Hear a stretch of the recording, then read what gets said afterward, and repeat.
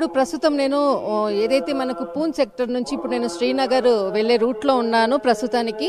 అయితే ఏదైతే మనకు జమ్మూ కాశ్మీర్కి సంబంధించినటువంటి ఇప్పుడే ఒక బ్రేకింగ్ న్యూస్ అని చెప్పవచ్చు. అయితే దాదాపు కొద్దిసేపటి క్రితమే జమ్మూ కాశ్మీర్కి సంబంధించినటువంటి ఎయిర్పోర్ట్ చుట్టూరా కూడా రాకెట్ దాడులతోటి దాడి చేశారు అన్నటువంటి ఒక సమాచారంతో కూడా కొన్ని వీడియోలు కూడా సోషల్ మీడియాలో వైరల్ అయినటువంటి పరిస్థితి. అయితే దీన్ని ఆర్మీ అధికారులు ధృవీకరించడం జరిగింది. అయితే ముఖ్యంగా ఏదైతే జమ్మూ కాశ్మీర్ ప్రాంతంలో జరిగినటువంటి క్షిపణి దాడులకు ఒకవైపు కొన్ని ప్రాంతాలను మాత్రము అంటే కొన్ని ప్రాంతాలను ఫోకస్ చేసి ఆ ప్రాంతాలపై దాడి చేసినట్లు కూడా సమాచారం అందుతుంది. అయితే ముఖ్యంగా ప్రాంతాలు అంటే ఇది జమ్మూ కాశ్మీర్కి సంబంధించినటువంటిది. శ్రీనగర్కి జమ్మూ కాశ్మీర్కి దాదాపు మనకు ఒక 450 కిలోమీటర్ల దూరం ఉండేటటువంటి పరిస్థితి. అయితే దీంట్లో ఏదైతే మనకు ఈ సమాచారం అందగానే ఏదైతే ఇప్పుడు క్షిపణి దాడికి సంబంధించినటువంటి కొన్ని ప్లేసులు దాదాపు సాంబా, తర్వాత మనకు ఆరిస్పురా, అర్నియా అన్నటువంటి కీలకమైనటువంటి ప్రాంతాలు, ఈ ప్రాంతాలపై పాకిస్తాన్ క్షిపణి దాడులు చేసిందన్నటువంటిది ఒక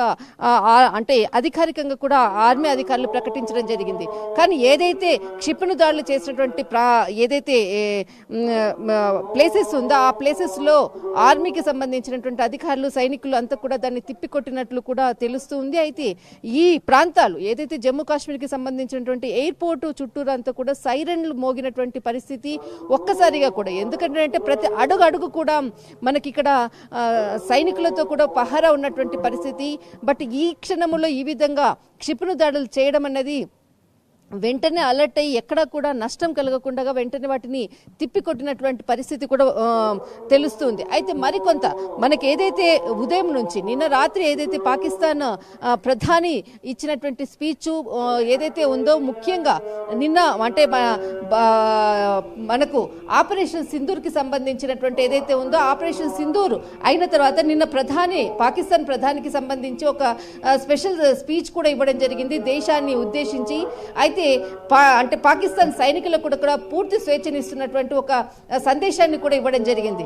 దాని తర్వాత ఉదయం నుంచి కూడా తెల్లవారుజాము నుంచి కూడా కొన్ని ప్రాంతాలను సెలెక్ట్ చేసుకొని ఆ ప్రాంతాలపై దాడులు ప్రారంభించినట్లు తెలుస్తుంది. అయితే ముఖ్యంగా మనకు రాజస్థాన్, తర్వాత అమృత్సర్, తర్వాత చండీగఢ్, జమ్మూ కాశ్మీర్, తర్వాత శ్రీనగర్, కుప్వాడ, తర్వాత పూంచ్ సెక్టర్, అక్నూర్, ఈ ప్లేసెస్ అన్నది కూడా చాలా కీలకమైనటువంటి మనకు నిరంతరము ఏదైతే మనకు ముఖ్యమైనటువంటి పట్టణాలు ఇక్కడ. అయితే వీటిపై దాడులు చేసేటటువంటి విధంగా కూడా ప్రయత్నాలు చేశారు. అయితే దానికి ఎప్పటికప్పుడు కూడా ఆర్మీ ఇక్కడ ఉన్నటువంటి సైనికులంతా కూడా తిప్పికొడుతున్నటువంటి పరిస్థితి.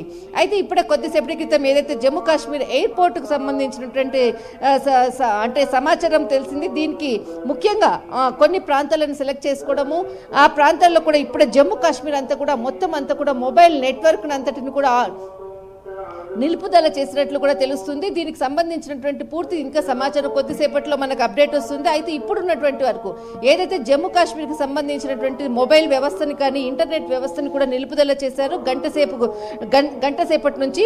అయితే దీనికి సంబంధించినటువంటి ఏదైతే వైమానిక దళ ఏదైతే ఉందో దానికి రక్షణకు అంతటిని కూడా మొత్తం అంతటిని కూడా ఎయిర్పోర్ట్ అంతటిని కూడా ఆక్యుపై చేసుకున్నారు. ఆల్రెడీ చాలా పహారాలో ఉంటుంది.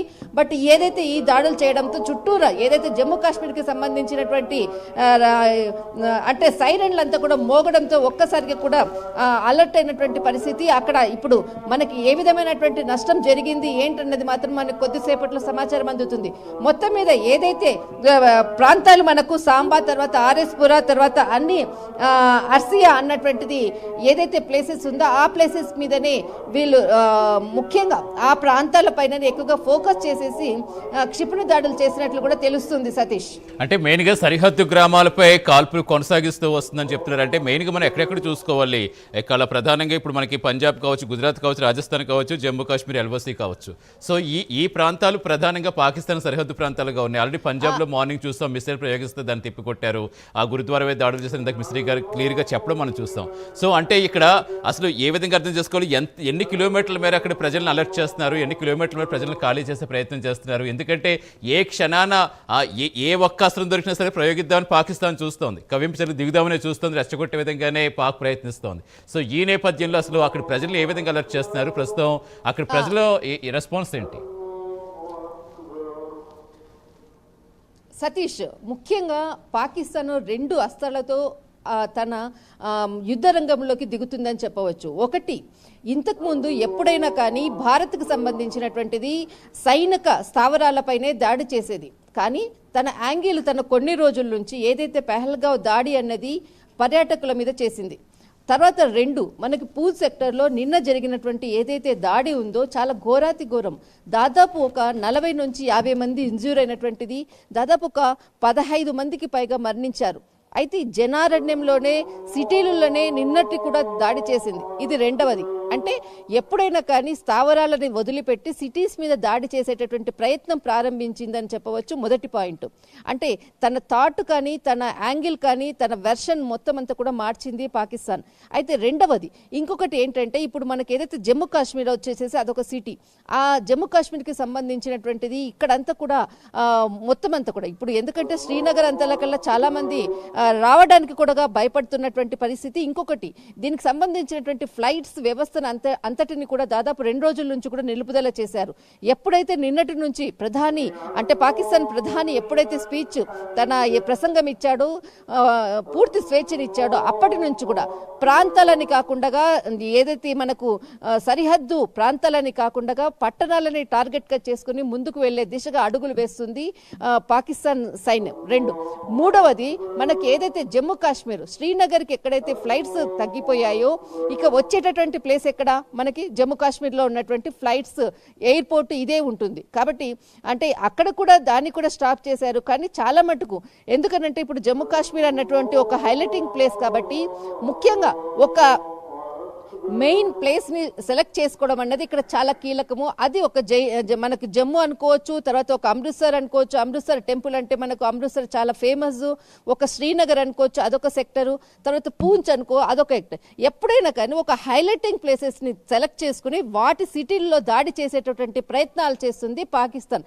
తన వెర్షన్ కానీ తన యాంగిల్ కానీ మొత్తం అంతా కూడా ఈ విధంగా తను అంటే నిరంతరం దాడులు చేయడానికి ఒక యాంగిల్ని చూసుకుని ఈ విధంగా చేస్తుంది. అయితే ఇప్పుడు ఏదైతే జమ్మూ కాశ్మీర్ దగ్గర ఉన్నటువంటి ఏదైతే చేసిందో అక్కడ కూడా మొత్తం అంతా చాలా కీలకమైనటువంటి ప్రాంతాలు, ఆ ప్రాంతాల్లో కూడా చాలా మంది ప్రజలు ఉండేటటువంటి ప్రాంతాలు. ఏదైతే మనకి 3 ప్రాంతాలు, ఒకటి సాంబా చాలా కీలకమైనటువంటి ప్లేసు జమ్మూ కాశ్మీర్లో, జమ్మూలో మనకు. ఆ తర్వాత ఆర్ఎస్పుర అనేది కూడా చాలా కీలకమైనటువంటి ప్లేసు. తర్వాత మనకు అర్నియా అంటే ఈ 3 ప్రాంతాలు కూడా జమ్మూలో చాలా కీలకమైనటువంటి ప్లేసు. ఈ ప్లేస్లోనే అంటే టార్గెట్గా చేసుకుని వాటిపై క్షిపణి దాడి చేసింది అంటే ఖచ్చితంగా తన ఏదైతే యాంగిల్ ఉందో పట్టణాలపై దాడి చేసి ఎక్కువ నష్టం చేసే విధంగానే అడుగులు వేస్తుందని చెప్పవచ్చు సతీష్. దీంతో ఏదైతే జమ్మూలో ఉన్నటువంటి ప్రస్తుతం మాత్రము మనకు అక్కడ బ్లాక్అవుట్ ప్రకటించడం జరిగింది. ఎవరిని కూడా ఇంట్లో నుంచి బయటికి రాకుండా ఉండే విధంగా కూడా ఇప్పటికే సైరన్ మోగింది. అంతేకాకుండా ఏదైతే నెట్వర్క్ కానీ మొబైల్ వ్యవస్థను కానీ మొత్తం అంతటిని కూడా స్టాప్ చేసినటువంటి పరిస్థితి. కానీ ఒకటి మాత్రం మనం ఇక్కడ మెయిన్ పాయింట్ మనం చెప్పాలి సతీష్, ఏదంటే ఏదైనా ఎప్పుడైనా పాకిస్తాన్ దాడి చేసింది అని అంటే అది ఖచ్చితంగా రాత్రి పూటనే కరెక్ట్గా ఎంచుకునేటటువంటి టైము. ముఖ్యంగా అందరూ కూడా ఇళ్లలో ఉండేటటువంటి టైము. తర్వాత ఏదైతే మనకి 7 to 10 తర్వాత ఆ టైం మాత్రము అందరూ కూడా బయట తిరిగేటటువంటి టైము. ఈ టయాన్ని ఎంచుకొని దాడులు చేసి ఎక్కువగా నష్టం వస్తుంది అన్నటువంటి టార్గెట్ తోటి ముందుకు వెళ్తుంది. ప్రస్తుతము పాకిస్తాన్ యొక్క ఆలోచన విధి అంటే తన రూట్ మ్యాప్ మాత్రం ఈ విధంగా ఉందని చెప్పవచ్చు సతీష్. అంటే ప్రధానంగా ఆర్టికల్ 370 రద్దు తర్వాత కాశ్మీర్లో పర్యాటకం పెరగటం పాకిస్తాన్ కంటగింపుగా మారిందనుకోవాలి. ఇప్పుడు పెహల్గాం ఉగ్రదాడి తర్వాత ఎంత భయానక వాతావరణం సృష్టిస్తుందో మనం చూస్తాం. ఇప్పుడు భారత్ దాడులు చేస్తుందంటే పాకిస్తాన్ పౌరులకు ఎక్కడ నష్టం కలగకుండా ఖచ్చితత్వమైన లక్ష్యంతో ఉగ్రస్థావరాలను మాత్రమే టార్గెట్ చేస్తుంది. కానీ అటు పాకిస్తాన్ చూస్తే కేవలం పౌరుల మీద అమాయకుల మీద టార్గెట్ చేస్తోంది. అసలు ఏంటి, అసలు ఎలా చూడాలి? ఒక అంటే నియంత్రణ రేఖ వెంబడి ఆల్రెడీ అక్కడ కాల్పుల రుణ ఒప్పందాన్ని ఉల్లంఘిస్తోంది, అటు యుద్ధ నీతిని ఉల్లంఘిస్తోంది. ఎటు చూసినా సరే ఏ విధంగానూ కూడా ఎవరికీ కూడా యాక్సెప్టబుల్గా లేకపోయినప్పటికీ పాకిస్తాన్ తన పందాలను వెళ్ళిపోతోంది. సతీష్, ఒకటి మాత్రం మనం చెప్పొచ్చు, పాకిస్తాన్కి నీతి జాతి లేదు. ఒక మాట చెప్పాలి అంటే అంతకన్నా వర్డ్స్ మనకి రావు. ఇంకా ఓకే, మనము అంతకన్నా ఎక్కువ కూడా మనం మాట్లాడుకోవడం కూడా మర్యాదగా ఉండదు.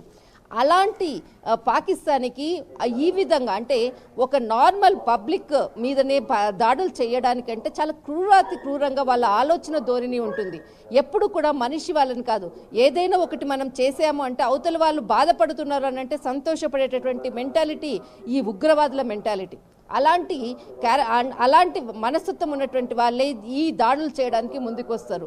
ఇప్పుడు మామూలు మనుషులని మామూలు ప్రజల్ని టార్గెట్గా చేసుకొని వాళ్ళు ఆనందపడుతున్నటువంటి వాళ్ళు మనుషులు కాదు. దానికి ఇంకా మనం వేరే పేర్లు పెట్టినా కూడా మనము ఎన్ని పేర్లన్నా చెప్పుకోవచ్చు. కానీ ఇప్పుడు ఈ విధంగా దాడులు చేస్తున్నారు అని అంటే ఖచ్చితంగా వాళ్ళు క్రూరంగా ఆలోచన ధోరణి ఉండొచ్చు. తర్వాత ఏదైతే వాళ్లకు అక్కడ పాకిస్తాన్ నుంచి లభించేటటువంటి వాళ్ళకి సపోర్టింగ్ అనుకోవచ్చు, ఆ సపోర్టింగ్ ఉన్న వల్లనే వీళ్ళు ఇంత వికృత రూపంగా మొత్తం అంతా కూడా దాడి చేస్తున్నారు. అది ఇంకా రోజు రోజుకి పెరుగుతుంది కానీ తగ్గటం లేదు. కానీ వాళ్ళ యొక్క దుస్థితిని ప్రపంచ దేశాలంతా కూడా చూస్తున్నాయి. ఖచ్చితంగా పాకిస్తాన్కి సంబంధించినటువంటి బుద్ధి చెప్పాలని కూడా ప్రపంచ దేశాల్లో కొన్ని దేశాలు కూడా ముందుకు వస్తున్నాయి. కానీ ఇక్కడ మన దేశంలో ఉన్నటువంటి ప్రధాని నరేంద్ర మోడీ గారు ముఖ్యంగా అటు కేంద్ర హోంశాఖ మంత్రి అమిత్ షా కూడా అంటే ఉగ్రవాదాన్ని మొత్తము రూపురేఖలు లేకుండా చేస్తామన్నటువంటి ఏదైతే ప్రతిజ్ఞ చేశారో ఆ దిశగా అడుగులు వేయబోతున్నారు. ఖచ్చితంగా ఎన్ని దాడులు చేసినా ఆ దాడులను తిప్పికొట్టే విధంగా మాత్రము మన భారత సైన్యము ముందుంది. సతీష్, అంటే డెఫినెట్గా ఇప్పుడే మనకి బ్రేకింగ్ అందుతుంది కదా, F-16 J-17 పాకిస్తాన్ స్థితి 2 విమానాలు కూడా ఇప్పుడే భారత్ కూల్ చేసిందని ఇన్ఫర్మేషన్ ఉంటుంది. మీకు ఏమైనా ఇన్ఫర్మేషన్ వస్తుందా? అసలు మీరున్న ఏరియాలో ఎలా ఉంది సిచ్యువేషన్? సతీష్, ఇప్పుడు నేనున్నటువంటి ఏరియాలో నేను శ్రీనగర్కి కొద్దిసేపట్లో నేను చేరబోతున్నాను. అయితే ముఖ్యంగా ఏదైతే శ్రీనగర్ అంతా కూడా చాలా అంటే ఎక్కువగా ఎవరితో టచ్ లేకుండా ఆ షాప్స్ అంతా కూడా క్లోజ్గా ఉండి ఎవరు ఇళ్లలో వాళ్ళు ఉన్నారు ప్రస్తుతానికి మాత్రం. ఎందుకంటే ఇక్కడ అంతా కూడా చాలా సెక్యూరిటీ ఉంటుంది. మొత్తం జమ్మూ కాశ్మీర్ అంతా కూడా సెక్యూరిటీ ఉంటుంది. మనకి జమ్మూనేని కాదు కానీ కాశ్మీర్ ఇదంతా కూడా మొత్తం టోటల్ సెక్యూరిటీ. అసలు ఎవరు వచ్చారు, మనల్ని ఎవరితో మాట్లాడుతున్నారు అన్నటువంటి ఒక భయం గుప్పిట్లో మాత్రం ఇక్కడ ఉన్నటువంటి ప్రజలు ఉన్నారు ప్రస్తుతానికి. అయితే ఇప్పుడున్నటువంటి పరిస్థితుల్లో అంటే ప్రతి నిమిషం కూడా ప్రతి వ్యక్తి కూడా అంటే న్యూస్లో ఏమొస్తుంది ఏమవుతుంది రాష్ట్రంలో అన్నదే మాత్రమే దీని మీదనే కాన్సన్ట్రేషన్ ఉంది. మొట్టమొదట అసలు మనం క్షేమంగా ఉన్నామా, ఈరోజు మా డే మంచిగా ఉందా, లేకపోతే మంచిగా ఉందా, ఇంకేదైనా ప్రమాదం వస్తుందా, ఎప్పుడు ఎలా అలర్ట్ ఉండాలా, లేకపోతే ఈ జమ్మూ కాశ్మీర్ని కొన్ని రోజులు వదిలిపెట్టి ఇతర రాష్ట్రాలకు వెళ్ళిపోదామా అన్నటువంటి ఆలోచన ధోరణిలో ఈ జమ్మూ కాశ్మీర్ ప్రజలు ఉన్నారు. సతీష్, రైట్, మొత్తం జమ్మూ నగరం మొత్తం అంతా బ్లాక్అవుట్ చేస్తామని చెప్తున్నారు. అంటే ఇప్పుడు జమ్మూకు సంబంధించి కావచ్చు, కాశ్మీర్కి సంబంధించి కావచ్చు, మొత్తం ఓవరాల్గా అంటే ఎన్ని కిలోమీటర్ల మేర మొత్తం బ్లాక్అవుట్ చేస్తారనుకోవచ్చు. ఆల్రెడీ ఇప్పటికే వాళ్ళు ఎన్ని మిసైల్స్ ప్రయోగించినా, ఎన్ని డ్రోన్లు ప్రయోగించినా, ఎలాంటి విమానాలు వచ్చినా చాలా సమర్థవంతంగా భారత ఆర్మీ ఎంత ప్రయత్నిస్తుందో చూస్తున్నాం. ఎక్కడ ఎవరికి ఎలాంటి హాని జరగకుండా ఇక్కడ నిరంతరం శ్రమిస్తూనే ఉంది. ప్రస్తుతం అప్పుడు ఇది కంటిన్యూ అయ్యేలా కనిపిస్తోందా? ఈ నైట్ మొత్తం అంతా కంటిన్యూ అయ్యేలా కనిపిస్తుంది. అసలు ఎలా కనిపిస్తోంది? ఇంకా పాకిస్తాన్ని ఆపే శక్తి అసలు ఎవరికి ఉంది? ఎవరు సపోర్ట్ చూసి చెలరేగిపోతోంది? సతీష్, ఖచ్చితంగా మనకు ఉన్నటువంటి సమాచారం ప్రకారము ఏదైతే పాకిస్తాన్కి ఉన్నటువంటి ఏదైతే ఇప్పుడు అంటే యుద్ధ రంగంలో అంటే ముందుకు వెళ్ళాలన్నా కూడా తనకు మందుగుండ్లు కానీ సామాగ్రి కానీ చాలా నిల్వలు తక్కువగా ఉన్నాయి అన్నది మాత్రం ఇంటెలిజెన్స్ నుంచి అందేటటువంటి రిపోర్టు. అయితే చాలా మటుకు చాలా నిల్వలు తక్కువగా ఉన్నా కానీ మేకపోతు గాంభీర్యం ప్రదర్శిస్తుంది పాకిస్తాన్. అయితే మేము అంటే ఇక్కడ మనకు మిసైల్స్ తోటి దాడి చేయడము, తర్వాత ఇతర ప్రాంతాల్లో దాడి చేయడం ఇలాంటివన్నీ కూడా చేస్తుంది. కానీ తనకు అంత ఆర్థిక స్తోమత లేదన్నది మాత్రం ఖచ్చితం. అయితే ఇంకొక దేశం తనకు సపోర్టింగ్గా ఉన్నటువంటి దేశం మనము చైనాది తీసుకోవచ్చు. చైనా చేసేటటువంటి సహాయంతో తను కొంత ఏదో ముందుకు వస్తుంది. కానీ ఎన్ని రోజులని చేస్తుంది? ఖచ్చితంగా దానికి కూడా అడ్డుకట్ట పడుతుంది. కానీ భారత సైన్యం మన సైన్యము మాత్రం ఎప్పటికప్పుడు పాకిస్తాన్కి సంబంధించినటువంటి ఏదైతే ఎన్ని క్షిపణులు దాడి చేసినా వాటిని భూస్థాపితం చేయడానికి మాత్రం రెడీగా ఉంది ప్రస్తుతానికి. అయితే రెండు రాష్ట్రాలు జమ్మూ కాశ్మీర్ కానీ మనకు జమ్మూ కానీ తర్వాత కాశ్మీర్ కానీ మొత్తం బ్లాక్ డేగా అంటే మొత్తం అంతా కూడా అంటే నెట్వర్క్ కానీ మొత్తం అన్ని కూడా స్టాప్ చేయడం జరిగింది. మొబైల్ వ్యవస్థను కూడా స్టాప్ చేయడం జరిగింది. మూడవది ఇండ్ల నుంచి కూడా బయటికి రాకుండా కూడా అందరికీ కూడా ఆదేశాలు కూడా జారీ చేయడం జరిగింది జమ్మూలో. కాశ్మీర్లో మాత్రం ప్రస్తుతము ఏదైతే కొంత ప్రశాంతంగానే ఉంది ప్రస్తుతానికి. మరి ఉదయం వరకు మనం చెప్పలేము, ఏ క్షణాన ఏమవుతుందో అన్నది మాత్రం వెయిట్ చేయాల్సిందే. ఎందుకంటే రాత్రికి రాత్రి ఇక్కడ అంత పరిస్థితులు మారిపోతున్నాయి. ఇప్పటికే విమానయాన పరిస్థితులు అంటే విమానాలకు సంబంధించిన అంతా కూడా ఆ సర్వీస్ అంతా కూడా స్టాప్ అయిపోయింది. ఒక ప్రాంతం నుంచి ఒక ప్రాంతానికి వెళ్ళడానికి కూడా లేదు. ఇప్పుడు మనకి ఏదైతే ఈరోజు భారీ వర్షంతో ఏదైతే జమ్మూకు కాశ్మీర్కి కూడా సంబంధాలు తెగిపోయాయి. రాంబాగ్ అన్నటువంటి ఏదైతే ప్లేస్ ఉందో ఆ ప్లేస్లో అంతా కూడా మొత్తం అంతా కూడా వర్షంతో మొత్తం అంతా కూడా కొండ చర్యలు విరిగిపడడంతో రెండు రాష్ట్ర అంటే జమ్మూకు కాశ్మీర్కి మధ్యలో కూడా ఇప్పుడు ప్రస్తుతం ఉన్నటువంటి పరిస్థితుల్లో కూడా సంబంధాలు తెగిపోయాయి. అయితే ఇప్పుడు ఉన్నటువంటి పరిస్థితుల్లో మనకు జమ్మూ కాశ్మీర్కి సంబంధించినటువంటి బ్లాక్అవుట్ ప్రకటించడం అనేది ఇక్కడ చాలా కీలకము. మరి మనకు కొద్దిసేపట్లో అక్కడ ఎంత నష్టం జరిగింది, ఏ విధంగా ఉంది ప్రస్తుత పరిస్థితి అని మాత్రం తెలుసుకోవాలంటే మనకు కొంత సమయం కావాలి సతీష్. అంటే ఆల్రెడీ ఇప్పుడు ఇందాక మిస్త్రీ గారు చెప్పడం చూస్తాం, మొత్తం 21 ఉగ్రస్థావరాలు గుర్తించాం, ఆల్రెడీ 9 ధ్వంసం చేస్తారు. అంటే మిగిలిన 12 కూడా ధ్వంసం చేసే ప్రక్రియలో మన భారత సైన్యం ప్రయత్నిస్తుంటే ఇప్పుడు దాన్ని డైవర్ట్ చేసే పద్ధతిగా ఇదంతా చేస్తుంది అనుకోవాలి. అసలు ఏ విధంగా చూడాలి? ఖచ్చితంగా సతీష్, ఏదైతే అంటే స్థావరాలని దాదాపు 21 అని చెప్పారు, దాన్ని ఎక్కడికక్కడ కూడా అంటే ఎక్కడైతే వాటిని గుర్తించారో వాటిని అన్నిటిని కూడా భూస్థాపితం చేసుకుంటూ ముందు ఏ ప్రాంతాలతో ఉందో ఆ ప్రాంతాలకు సంబంధించినటువంటి ప్రత్యేకమైనటువంటి మొత్తం అంత టీంని ఒక ప్రాంతం నుంచి ఇంకో ప్రాంతానికి వెంటనే అలర్ట్ చేసేసి టీంని వెంటనే పంపిస్తూ ఉన్నారు. అలాంటి నేను వాళ్ళని చూడడం కూడా జరిగింది. తర్వాత కొంత ఏదైతే మనం గోప్యంగా ఉంచేటటువంటిది కూడా ఆర్మీకి సంబంధించినటువంటి సమాచారాన్ని మాత్రం ఇక్కడ ఉన్నటువంటి వాళ్ళు ఏదైనా మనం చెప్పాలన్నా కూడా ఇక్కడ ఉన్నటువంటి నేషనల్ మీడియాకి అందరికీ కూడా వాళ్ళు ఒకటే ఇక్కడ ఉన్నటువంటి సైనిక పరమైనటువంటి ఆర్మీ పరమైనటువంటి కొన్ని కండిషన్స్ కూడా చెప్తున్నారు. ఎక్కడ కూడా మా విజువలేషన్స్ కానీ మా సమాచారాన్ని కానీ మీరు ఎక్కడ కూడా కొంత ఓపెన్గా చెప్పకండి. మన దేశ భవిష్యత్తు కొరకు మన దేశ రక్షణ కొరకు కొన్ని విషయాలు మీరు కొద్దిగా గోప్యంగా ఉంచడం మంచిది అన్నటువంటి విషయాలను కూడా ఇక్కడ ప్రస్తుతం జమ్మూ కాశ్మీర్లో ఉండేటటువంటి ఏదైతే ప్రెస్ మీట్కి సంబంధించింది అనుకోవచ్చు, ఇక్కడ ఉన్నటువంటి ఆర్మీకి సంబంధించినటువంటి వాళ్ళతో మనం మాట్లాడినప్పుడు వాళ్ళు చాలా స్పెషల్గా అసలు ఒక్క విషయం కూడా వాళ్ళు బయటికి రాకుండా చాలా గోప్యంగా ముందుకు వెళ్తున్నటువంటి పరిస్థితి. ఎక్కడ కూడా వాళ్ళు ఏం చేస్తున్నారు, ఎలా చేస్తున్నారు, ఎక్కడికి వెళ్తున్నారు అన్నటువంటిది మాత్రము ఎట్టి పరిస్థితుల్లో కూడా ఒక 0% కూడా లీక్ కాకుండా చేస్తున్నారు. ప్రస్తుతానికి మాత్రము అక్కడ ఉన్నటువంటి పరిస్థితి తెలుసుకోవాలంటే మనకి మరికొంత సమయం కావాలి సతీష్. డెఫినెట్గా అంటే మన జమ్మూ కాశ్మీర్ మీద ఎక్కువగా ఫోకస్ కనిపిస్తున్నాయి. ఏదైతే సరిహద్దు ప్రాంతాలు ఉన్నాయో పంజాబ్ కానీ గుజరాత్ కానీ రాజస్థాన్ కానీ అక్కడ కూడా సేమ్ సిచ్యువేషన్ కనిపిస్తుంది. అంటే ఎటు నుంచి ఎటు వచ్చి దాడులు చేస్తున్నారో తెలియని పరిస్థితి. సో అక్కడ ఎలా ఉందనుకోవచ్చు కదా?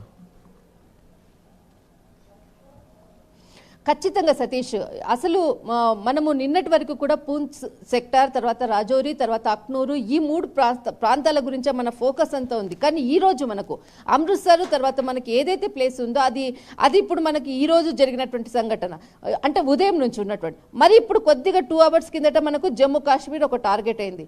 అయితే ఒక్కొక్క ప్లేస్ని వాళ్ళు ఎంచుకుంటున్నారు, ఆ ప్లేసెస్లో చేంజ్ చేసుకుంటూ ముందుకు వెళ్తున్నారు. తర్వాత అక్కడ ఎదురు దెబ్బ తాకగానే ఇంకొక ప్రాంతానికి వాళ్ళ టార్గెట్ అంటే ఒక ప్రాంతం దగ్గర ఓడిపోయాక ఇంకొక ప్రాంతం మీద దాడి చేసే ప్రయత్నము, అక్కడ నుంచి ఇంకొక ప్రాంతానికి దాడి చేసేటటువంటి ప్రయత్నాలు ఇలాగే చేస్తూనే ఉంటుంది. కానీ ఎక్కడ కూడా విజయం సాధించేటటువంటి లేదు. ప్రస్తుతం మాత్రము అన్ని రాష్ట్రాల్లో కూడా అటు గుజరాత్ కానీ మనకు చండీగఢ్ కానీ తర్వాత ఇటు ఏదైతే మనకు